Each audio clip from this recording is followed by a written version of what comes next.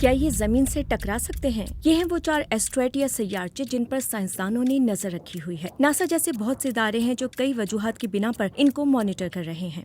پہلا، ایپوفیس۔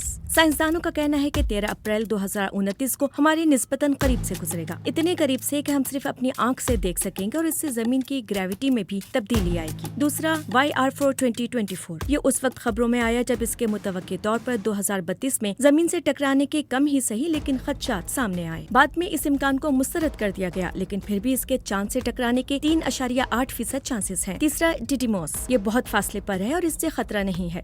2022 میں ناسا نے ایک پروب بھیجا تھا اس کے چھوٹے چاند ڈیمورفوس سے ٹکرانے کے لیے، تاکہ یہ دیکھا جا سکے کہ کیا ہم خلا میں ان چٹانوں کو محفوظ طریقے سے راستے سے ہٹا سکتے ہیں۔ چوتھا، سائیک۔